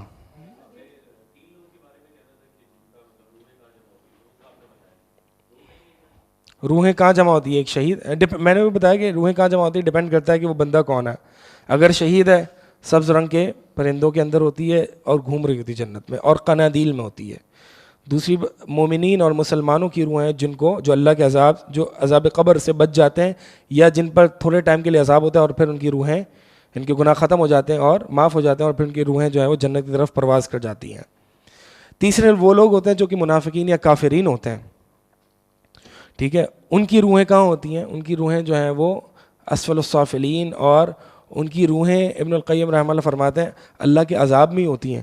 ان کی روحیں کہاں ہوتی ہیں؟ ابھی وہ حدیث ہے، اس سے بھی پتہ چلے گا کہ قبر کے عذاب جو ہے وہ مختلف نوعیت کے ہیں. اب ہم دیکھ رہے ہیں یہ حدیث جب ہم پڑھ رہے ہیں، یہ سمرہ بن جندب رضی اللہ تعالیٰ عنہ کی حدیث ہے.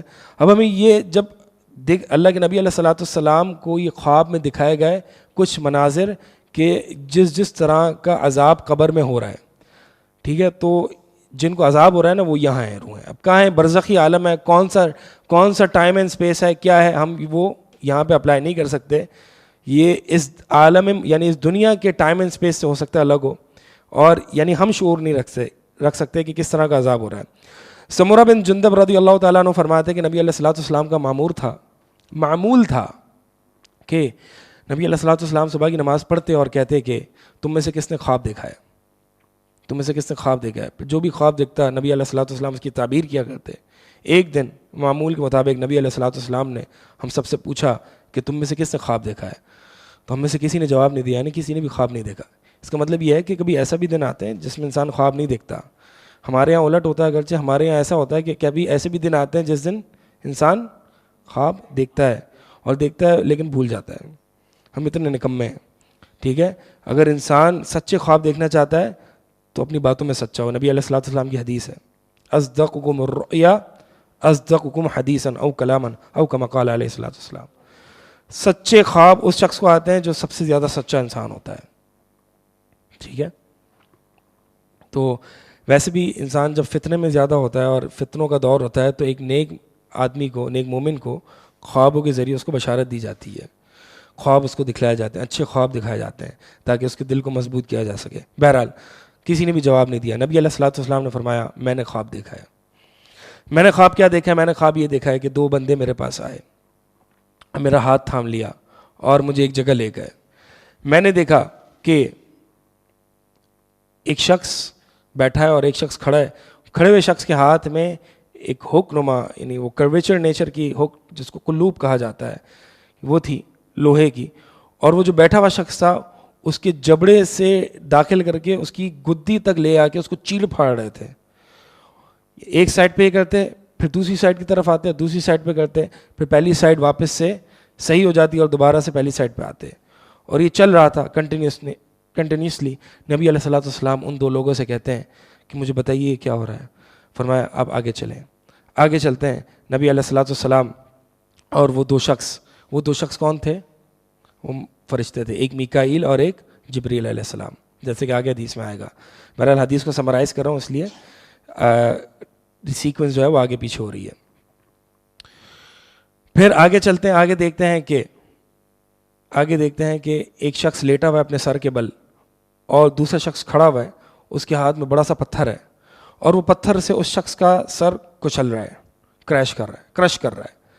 وہ پتھر جیسی سر پر مارتا ہے اس کا سر کھل جاتا ہے، کرش ہو جاتا ہے، وہ پتھر جا کے دور گر جاتا ہے، اور پھر وہ بندہ جو ہے وہ آگے پتھر لینے جاتا ہے اور دوبارہ سے آتا ہے تو اس کا سر دوبارہ سے صحیح ہو جاتا ہے، اور یہ چلتا رہتا ہے، یعنی اس کا سر کرش ہوتا رہتا ہے قیامت تک. کہا کون ہے؟ کہا آگے چلیے. آگے چلتے ہیں. ایک بڑا سا تنور آتا ہے، تندور جس کو کہتے ہیں، جس کا اوپننگ نیرو ہوتی ہے اور اس کی جو نیچے ہوتا ہے وہ وائڈ ہوتا ہے، کافی چوڑا ہوتا ہے.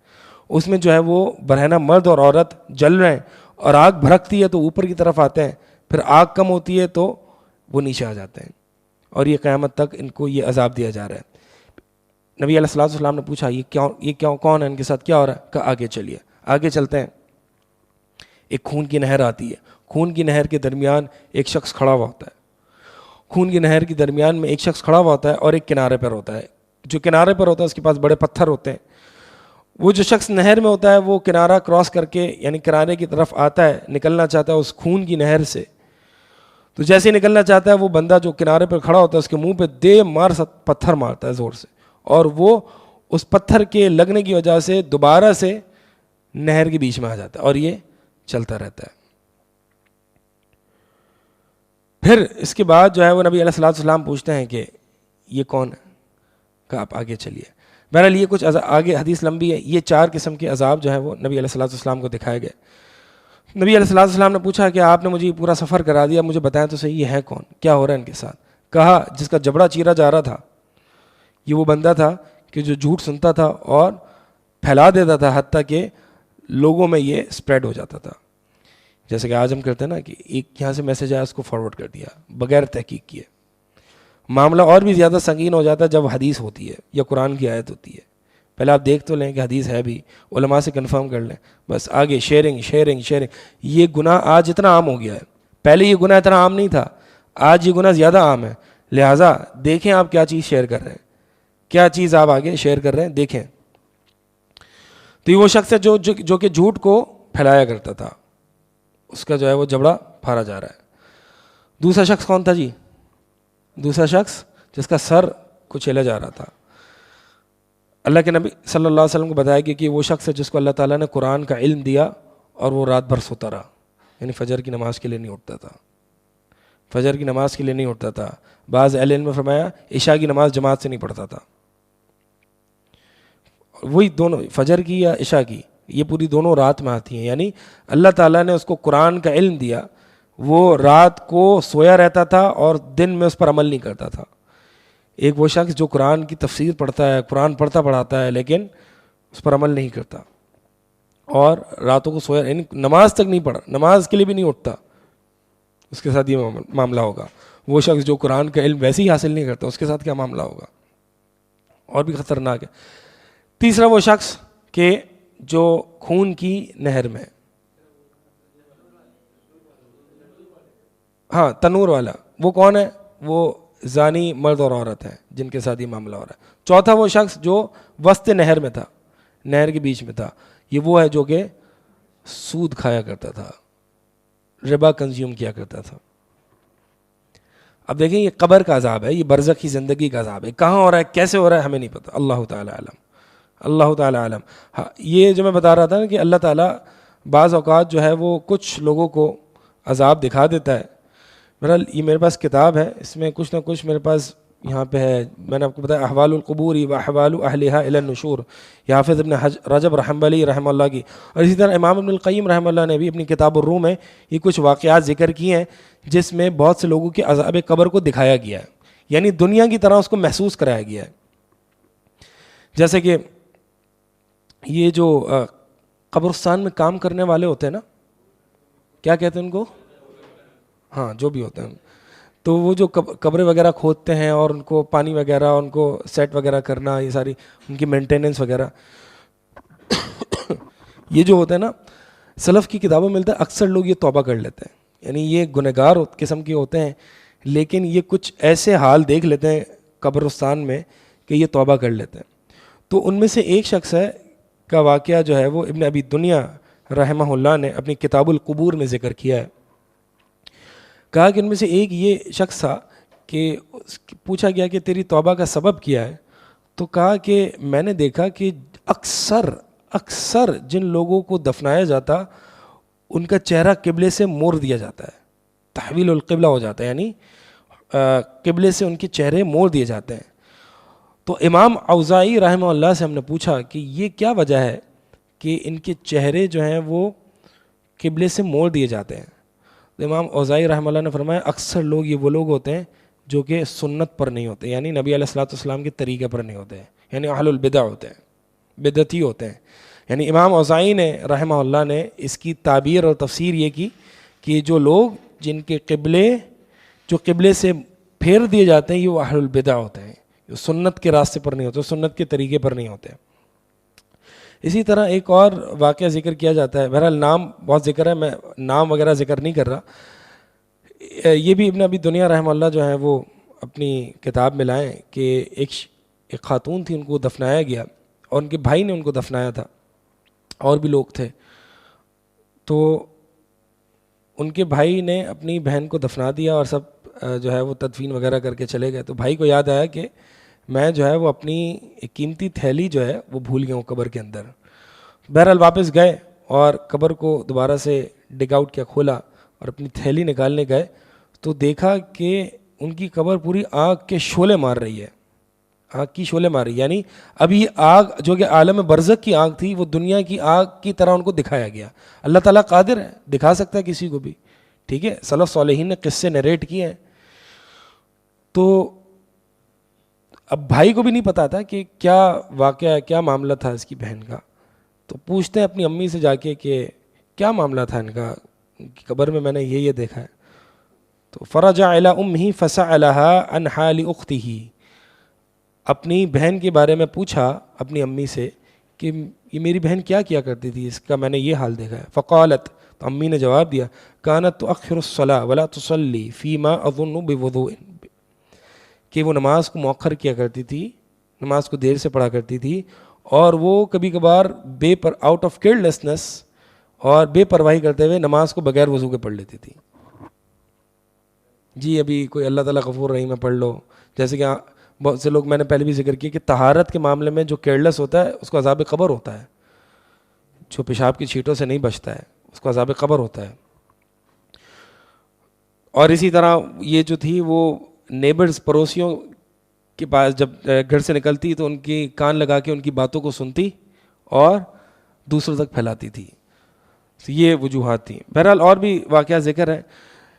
امام اوزاعی رحمہ اللہ سے پوچھا گیا کہ یہ کیا ہے, یہود اور نصارہ کو ہم دیکھتے ہیں ان کی قبروں میں, ان کا تو ہمیں کبھی عذاب نہیں دکھایا گیا, یہ مسلمان جو کہ کلمہ پڑھنے والے ہیں, یعنی بہت سارے واقعات ذکر کر کے جو ہے وہ ابن ابی دنیا رحمہ اللہ, یہ امام اوزاعی کا جو سوال کیا گیا ان سے یہ نقل کرتے ہیں, یہود اور نصارہ کی قبریں ہم دیکھتے ہیں, ان کو تو کہیں ہمیں یہ واقعہ اتنا نہیں ملتا کہ ان کی قبر کو ہمیں یعنی ان کی قبر میں جو عذاب ہو رہا ہے وہ ہمیں دکھایا گیا ہو.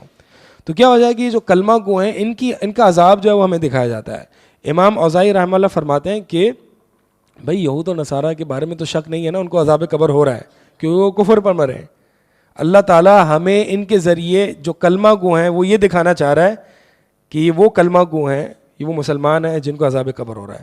اور یہ جو میں نے آپ کے سامنے حدیث ذکر کی سمرہ بن جندب والی, یہ وہ مسلمان ہی تھے, یعنی ان گناہوں کی وجہ سے, سود کی کنزمپشن یا جو ہے وہ قرآن جس کو اللہ تعالیٰ نے دیا, جس کو اللہ تعالیٰ نے قرآن کا علم دیا, وہ کون ہو سکتا ہے؟ مسلمان ہی ہوگا نا جس کو عذاب ہو رہا ہے.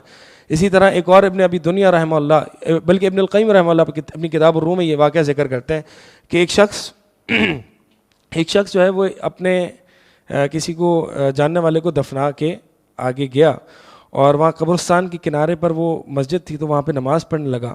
تو اچانک اس کو جو ہے وہ ایک عجیب سی آواز سنائی دی گئی.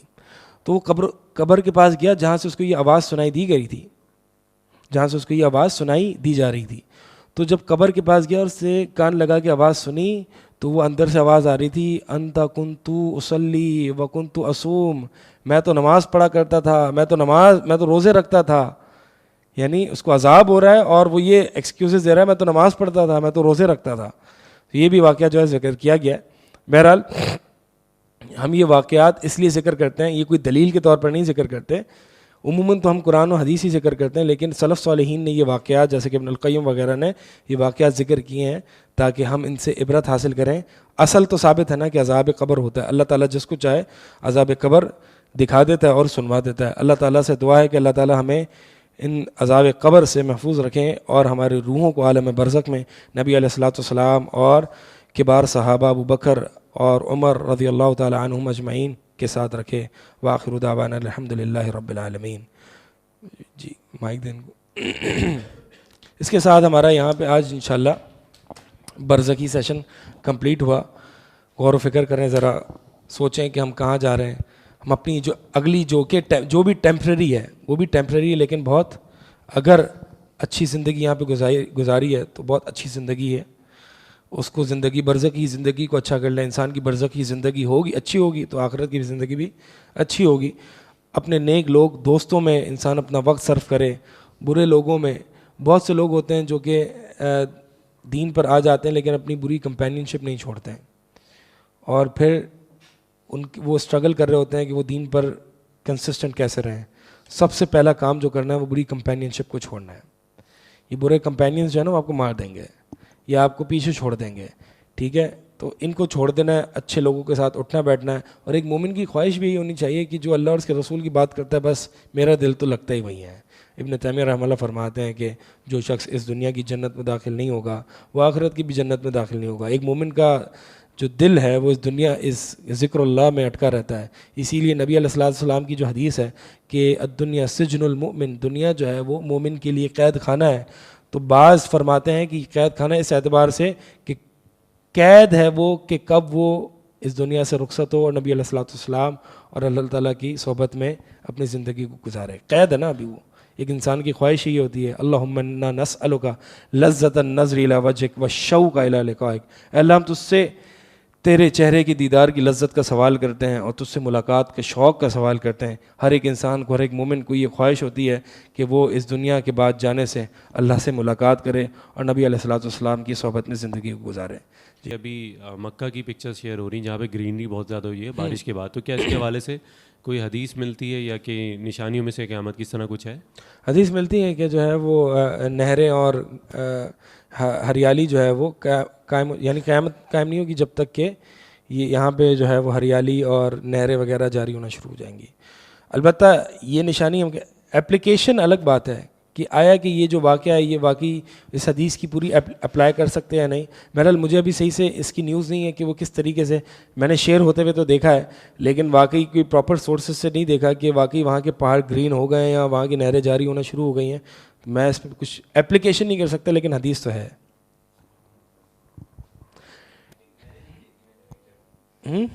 نہریں نہیں دیکھ, گرینری ہے لیکن بہت بڑے ریجن پہ, مطلب گرینری ہے, ثابت ہے, مطلب پراپر نیوز چینل سے کلاک ٹاور ہے نا. جی سر, حرمین کے چینل سے آئی ہے, ٹھیک ہے. تو بہرحال ہم کہہ سکتے ہیں, اس میں حرج نہیں ہے, اس میں حرج نہیں ہے, حرج نہیں ہے کہ یہ گرینری جو کہ صحرا میں یہ قیامت کی نشانی ہے. اچھا ایک اور بات ہے کہ چلیں اس کو انشاءاللہ جو ہے وہ جب سور پھونکا جائے گا اس میں ہم ذکر کریں گے کہ من بعث, ہاں نہیں انشاءاللہ یاد رہے گا. اصل میں کچھ جو ہے نا, اب میرے خیال میں سے ٹائم بھی زیادہ ہو گیا ہے. منکرین عذاب قبر جو ہے نا, خصوصاً جو کہ معتزلہ تھے سابقہ دور میں اور آج کے دور میں غامدی صاحب ہیں, وہ اب دیکھیں ہمیں یہ باتیں ذکر کرنی پڑتی ہیں کیونکہ آپ کسی نہ کسی پوائنٹ میں جو ہے وہ ان کی باتیں سنیں گے. سوشل میڈیا کا دور ہے, آپ یہ چیزیں سنتے رہیں کہ بھائی غامدی صاحب جو ہے عذاب قبر کا انکار کرتے ہیں یا عذاب قبر کی تعویل کرتے ہیں اور وغیرہ وغیرہ. تو ان کے پاس کیا دلیل ہے, وہ کیا بات کرتے ہیں, تو انشاءاللہ اس کو اگلی کلاس میں ہم ذکر کریں گے کہ عذاب قبر جو ہے کیا شبہات ذکر کیے جاتے ہیں. سب سے بنیادی میں آپ کو شبہ بتاؤں, بنیادی شبہ یہی ہے کہ انسان کی عقل میں نہیں آ رہی ہوتی یہ چیز. اب پھر جب انسانی عقل میں نہیں آتی تو یہاں سے دلیل ڈھونڈتا ہے, وہاں سے دلیل ڈھونڈتا ہے اور پھر اپنی عقل کو سیٹسفائی کرتا ہے کہ دیکھیں یہاں پہ تو نہیں ہے, یہاں پہ تو نہیں ہے, ٹھیک ہے.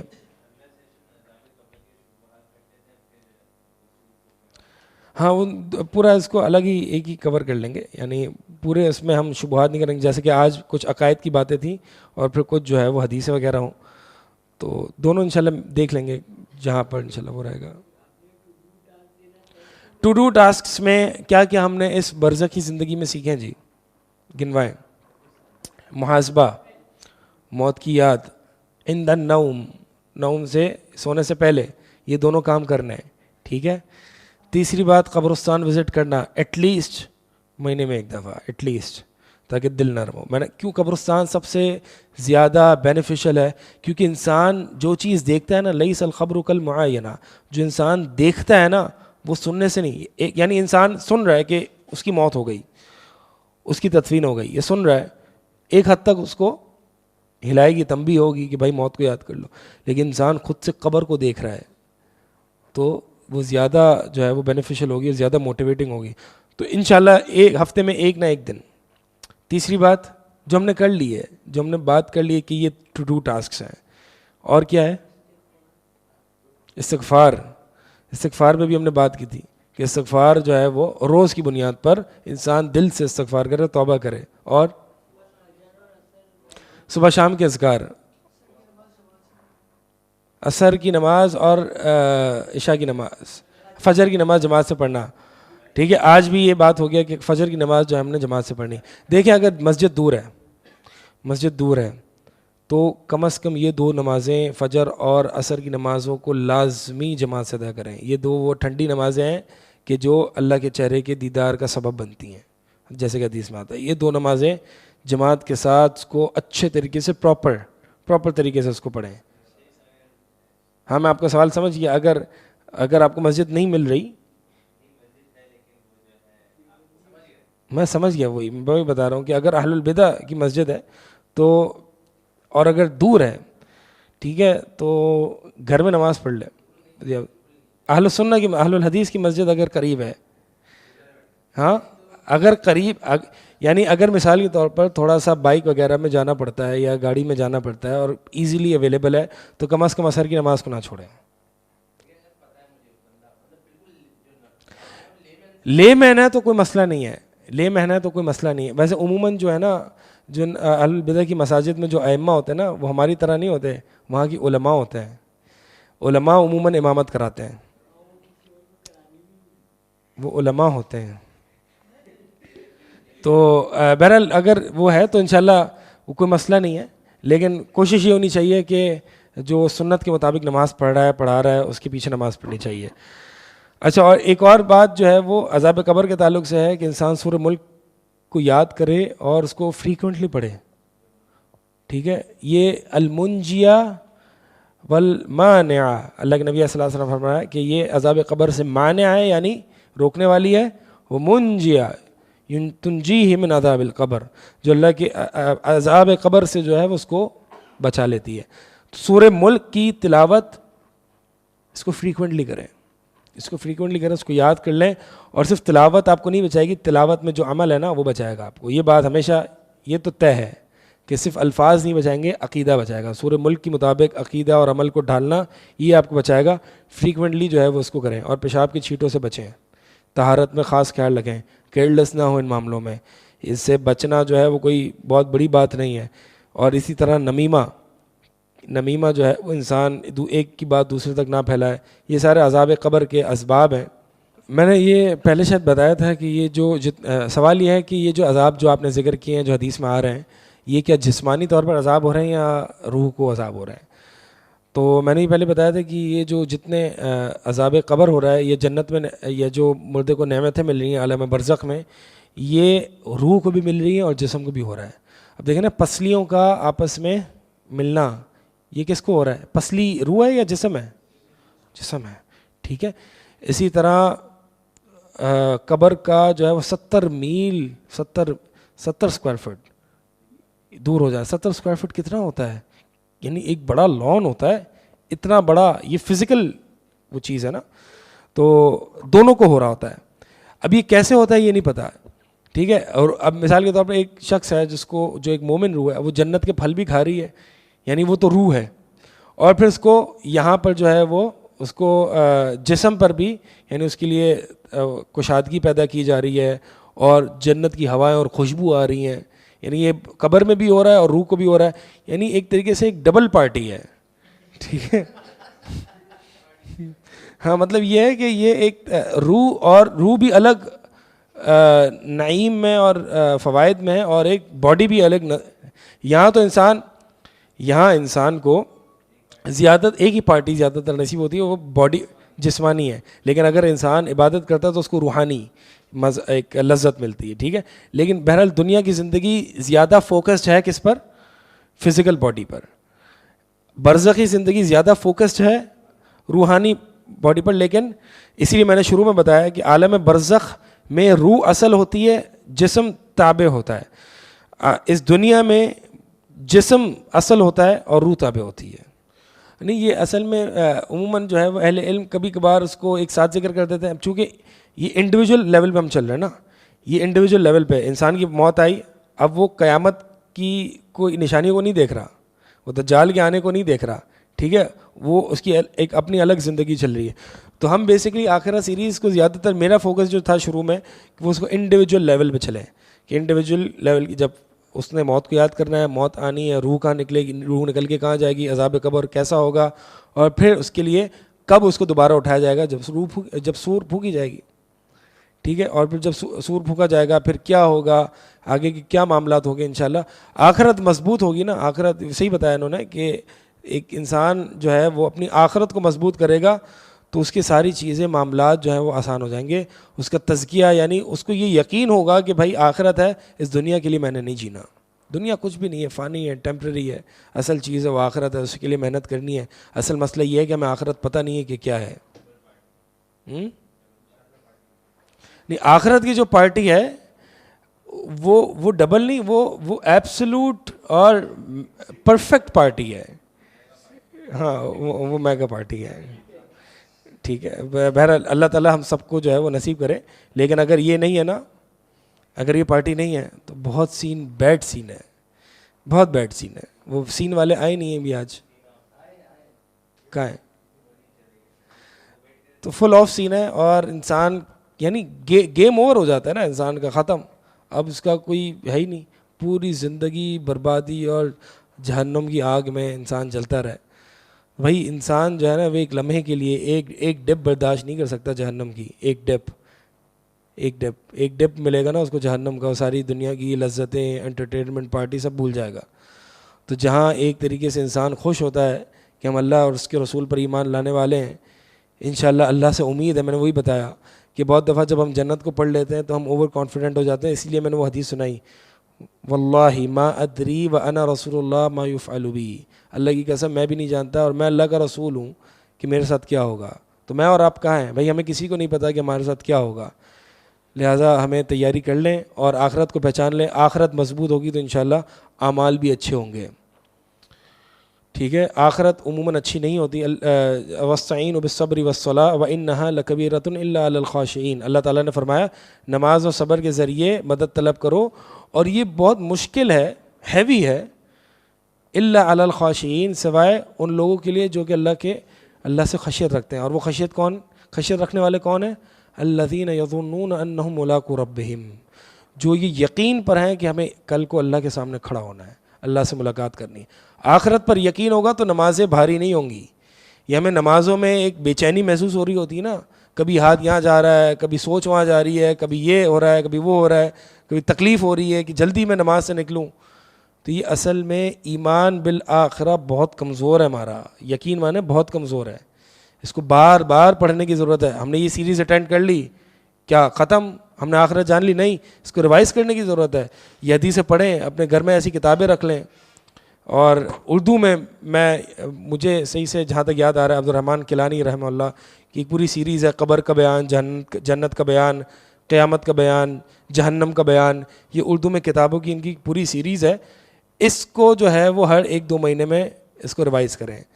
اور تو اور ایک وہ شخص جو قرآن ڈیلی پڑھتا ہے نا سمجھ کے ساتھ, اس کو یہ چیزیں ریوائز کرنے کی ضرورت ہے ہی نہیں. اس کا خود روز مرہ کی بنیاد پر قرآن میں ریوائز ہو جاتا ہے. قرآن کا کوئی پیج ایسا نہیں ہے جو یوم آخرت کے ذکر سے خالی ہو. تو قرآن کو سمجھ کے پڑھنا شروع کر دیں, انشاءاللہ یہ آپ کو جو ہے وہ نا وہ اپنے سیدھے راستے پر قائم رکھے گا. چلے جی, سبحانک اللہم و بحمدک اشہد ان لا الہ الا انت استغفرک و اتوب الیک.